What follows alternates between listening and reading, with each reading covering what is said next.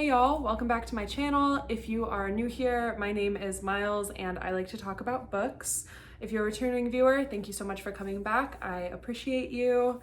Today I am switching things up a little bit though, and we are going to be talking about movies, specifically summer horror movies. I kind of wanted to set this up this way so I can do ones for the other seasons later on, but if you like this video, let me know and I will talk more about movies because I love to read and I love talking about books, but I also really enjoy film and talking about it and even studied it a little bit in school. So I thought this would be fun to bring onto the channel. But yeah, one of my favorite kind of vibe for horror is this hot, summery, overbearing, I don't know, just the summer horror vibe, which isn't really a subgenre, but more of just a feeling. And those are some of my favorite horror movies. And if you've been on the channel for a while, or if you're looking for summer book recommendations, I also have that and I will link it in the description below. But anyways, let's just get into it. Before going further, I do want to take a second to talk about the situation happening in Palestine, the genocide happening in Palestine.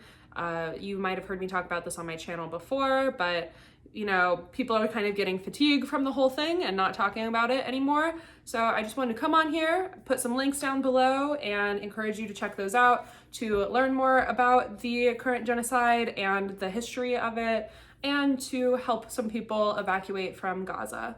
So I just wanted to say that before we get too far into things, but let's get into the video. I want to start strong with one of my favorite movies of all time. It is in my letterboxd top 4. My letterboxd is below, by the way, and that is Jaws. If you haven't seen Jaws, what are you fucking doing? It is perfect storytelling, perfect filmmaking. It just feels like the quintessential American film. It follows a sheriff, Chief Brody, as he tries to protect his small town in, it's called Amity Island, and it's by New York. He tries to protect them from a giant man-eating shark. And if you have seen Jaws, but it's been a while, I would really recommend checking it out again because it is just one of my favorite movies. It is just I recently rewatched it a couple days ago and I'm struck by something new each time I watch it. And this time it was just the colors and how bright and beautiful and American it was, so many red, whites, and blues, and just done really well, and just this perfect idealized version of America in the 70s. Obviously, I love sharks. It kind of goes without saying that on this channel. If you've been watching, you know. So Jaws was a very formative movie to me growing up. It definitely started my love for sharks, and I have loved it ever since. The characters are so interesting and compelling. There's also some fun homoerotic vibes if that's what you're into. And it is just a good time. It's a perfect summer movie. It's the first summer blockbuster. If I haven't sold you on it, I don't know how I will. Please go watch it. Jaws is just wonderful. And amazing practical effects. That's another thing that I love in a movie is practical effects, and Jaws does a great job. It's nice and it's not too heavy-handed, and I just think it is summer horror done perfectly. It's surprisingly pretty scary too. Even though I know what's going to happen, it still feels very suspenseful. So this is probably my all-time favorite summer horror movie. We'll start off strong. And with that, I would like to follow it up with another shark movie, Deep Blue Sea. Not as good, but if you're looking for a fun shark movie to watch with your friends and laugh about, would definitely recommend this one. This has some iconic, ridiculous scenes in it, and I'm not going to spoil anything, but it follows a team of shark researchers and a big angry shark. And I don't really know what else to tell you. It's nice, good, cheesy fun. Next up is Sleepaway Camp, which is a problematic fave for sure. If you've seen this, if you know, you know. If you haven't seen it and you like a good, cheesy, maybe problematic slasher, just go watch it blind. Don't Google it. I don't want you to know. Spoilers start here. This follows a girl named Angela who goes away to sleepaway camp and people start dying, and the reveal at the end, last chance for spoilers, is that she's been the killer the whole time and that she is actually a boy. Yikes. This was released in the 80s, but I, like, as a trans person, I feel like I am allowed to enjoy this movie and find some fun in it. If you watch it with a certain, like, if you watch it through a certain lens, it's almost like the trans person is getting revenge on all these cis people. It is just a crazy, campy time. Everybody's wearing short shorts and crop tops, no matter what their gender is. And it kind of, a lot of people don't talk about it because of its problematic elements, but I still think it is worth revisiting if you are a slasher fan specifically. Next is another classic, and that is The Texas Chainsaw Massacre, which is one of the scariest movies to me, personally. There is no, like, actual violence, like people getting stabbed or slashed or whatever, but it manages to be so disturbing and unsettling even without that. And it's just one of the most unsettling movies for me. Specifically, I think of, like, the dinner party scene. If you have seen the movie, like, how long that draws on for. And this, out of probably any movie in this list, is very, like, captures that summer vibe perfectly. It takes place in Texas, obviously. It follows a group of friends as they're going to a small town in Texas that they haven't been to since they were kids, that, like, their grandparents are from, and they don't realize that they're happening upon a, like, a family slaughterhouse. It is crazy. You've probably seen this one, but once again, if it's been a while since you've seen it, I would recommend returning to it because it just always impresses me with how truly unsettling it is. Next is a whole series, and that is the Evil Dead series. The original trilogy is perfect, like, cabin in the woods horror, and just such a good, crazy time. The first one is, like, nice and small budget, and the practical effects are awesome, and you can tell that they just, like, had so much fun filming it. The second one is insane and just, like, wacky and, like, great horror comedy. And then the third one takes place in, like, medieval Europe. They send the main character back to medieval Europe. And I'm just obsessed with that, like, as a creative choice. It is such a funny fucking movie. Like, perfect. Also very good at capturing, like, that summer heat and how that just, like, seeps into the horror, especially the first one. I also really enjoyed, I think it's the 2013 remake. I thought it was really fucking good. I really enjoyed it. And even the new one that came out last year, I had a great time. So pretty much any movie, hi baby, can you go? Any movie from the Evil Dead series I would recommend for your summer horror viewing. It's a great one to watch with friends. I will put a trigger warning for SA in these, specifically the first one and then the remake. It's a little yucky. It doesn't last too long, but just good to know going into it. But yeah, I love these movies. They are such a good time. They're classics for a reason. And I feel like a lot of people actually have not seen them, like a surprising amount of horror fans. So if that's you, watch it. It's so good. Next, I want to talk about the recent It remake from, like, I think 2016. I was a teenager when this came out, and I had just read the book. And, you know, we all know I have a tumultuous relationship with Stephen King here. However, this movie was so good. It's perfect, you know, it still has its flaws of being, like, a mid-2010s horror remake. Like, it has some corny jump scares and some questionable CGI. However, it has a lot of heart to it. The performances by all the child actors are so good. Bill Skarsgård's performance is awesome. If you don't know the story of it follows a group of kids who are all living in Derry, Maine, and the town is haunted by this entity that comes back every 37 years. And this is the 37 years. It Chapter 2, however, I'm not a huge fan of. It did not hold the same magic that the first one did. It just makes me feel, and it's probably because when I watched it, when it came out, I was like a teenager, but It makes you feel like you are a teenager, you got the summer off, you're hanging with your friends, and it is just like very heartwarming, but also disturbing and pretty scary and just a really good time. So if you like those newer horror movies, I think it is a great choice, especially for a summer movie. I have talked about the Fear Street saga on this channel before, just in passing, I think in my like fall favorites, but I would like to specifically mention Fear Street 1978 as one of my favorite summer horror movies. It is a recent release, which is kind of rare on this list, and I think it is awesome. It is fun and scary, and the whole trilogy is great, but this one specifically, just because of the aesthetics of it, it's very inspired by 70s slashers like Friday the 13th, which is not on this list just because I'm actually not that big of a fan of it.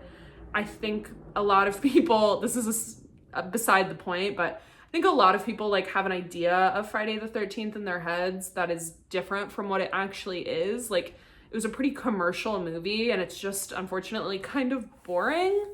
I am wanting to maybe revisit it this summer, but anyways, I liked Fear Street 1978 better, which is inspired by the Friday the 13th aesthetic, but it is just a good time. You are following these kids at a summer camp, and it's all part of a bigger story because there's a Fear Street trilogy, but essentially you're following these kids at a summer camp in the 70s, and you know, somebody gets possessed and starts getting them. But it is just a good time. It's scary. It has Sadie Sink in it, and I really like her in it. And it's just a fun time. I would also, this is a more recent pick. I guess I have more recent picks on this than I thought I did, but that is Bodies, Bodies, Bodies, which I watched for the first time like a year and a half ago, and I loved it. I cannot wait to rewatch this. My girlfriend hasn't seen it yet, and we need to watch it. It has a great cast of characters, specifically Rachel Sennett and Amanda Stenberg are two of my favorites in there. And it follows all of these like rich kids that are like hunkering down during a hurricane at one of their father's like expensive houses. One of them dies during a game and they're all trying to figure out who it is. And it's very much like a Gen Z horror movie. So if that doesn't sound funny to you, maybe don't check it out, but I really enjoyed this movie. It is super funny, and you genuinely don't know how it's going to end up the whole time, and I was really like pleased with that. I couldn't have guessed what happened, and yeah, it was just a good time. Another fun thriller is I Know What You Did Last Summer. I don't like love this movie, but it is fun. It follows a group of teenagers who kill somebody in a hit and run, and they hide the body, and then somebody comes following them all around saying, I know what you did last summer, and like threatening to pick them all off one by one. One great thing about it is that it does have Sarah Michelle Gellar and Freddie Prinze Jr., and I love them together, so that is like definitely worth it. It is a really good time. It's fun. It's spooky. I watched it last summer and I don't remember it super well, so maybe I need to revisit this one, but because of the name, of course, and just the general vibe, I had to throw it in here. Another good older movie that I have to recommend for the summer is The Lost Boys. This is a vampire movie, and it follows a teenage boy and his family that moved to this town in California and come across a bunch of cool guy punk rock vampires. And it's just fun. The tagline is sleep all day, party all night. It's fun to be a vampire. And like that is the vibe of this movie. It is very 80s and corny, but a great time. Like, I love the practical effects in here. The vampire makeup is super cool. It's just great. I liked this one a lot. I rewatched it a couple months ago and I had a really good time with it. Another recent release that I was obsessed with when it came out a couple years ago was Nope by Jordan Peele. I love Jordan Peele. I guess I can also just throw Get Out on there as well. I actually haven't seen Us yet and I really need to, but it's not like a summer specific horror movie, Nope, but it feels like it. It is kind of cosmic horror, which I really fuck with when done the right way. And it takes place, I think, in California, just like out in the desert, and you can feel that oppressive heat throughout the whole thing. It follows these two siblings that are trying to run their father's like horse farm, and these horses are trained to be in films, but really weird shit starts happening. And I went into this one blind, and I would recommend that you do too. If you haven't seen Nope yet, take my endorsement and please go watch it. It is a crazy movie, and it is just like one of the most creative things I've seen in a long time. I know it was kind of polarizing, but I adored it. Speaking of polarizing, a super recent release, I saw The TV Glow. I adored this movie. There were definitely some things I didn't like about it, but I guess I'll tell you what it's about first. It follows this boy who was obsessed with this TV show, The Pink Opaque, growing up. And it's very like, it feels very like Buffy the Vampire Slayer, old Goosebumps, like pretty corny. And he was just obsessed with this growing up in the 90s. And he got really close with this girl that they would watch it together, but then she disappears. And then we follow him throughout the rest of his life as she eventually comes back. And I don't know how much to give away here because this is just such a crazy movie. He thinks that he may be living in the Pink Opaque, the show that he's been obsessed with. And it just has, like, this is just such a unique movie. And I think it has been pretty controversial. Like, a lot of people have not liked it. And it also has, like, some trans themes in there, 100%. And it was just, I loved it. I loved the vibe of it. The only thing I didn't really love was the performances. Justice Smith, I think, plays the main character. And I think intentionally gives this very stilted performance, but it just was a little too much for me. I wasn't the biggest fan of it. Same with the other main actor. It was a little too awkward and quirky for me. However, especially if you are a queer or trans person, I think you should really, really watch this movie because it did have a big impact on me. I actually was very lucky to get to go see it as an early release with my friend Jamie. So thank you to Jamie if you're watching for inviting me to that, because that was such a cool experience to get to see it at a press release. Felt like a real influencer.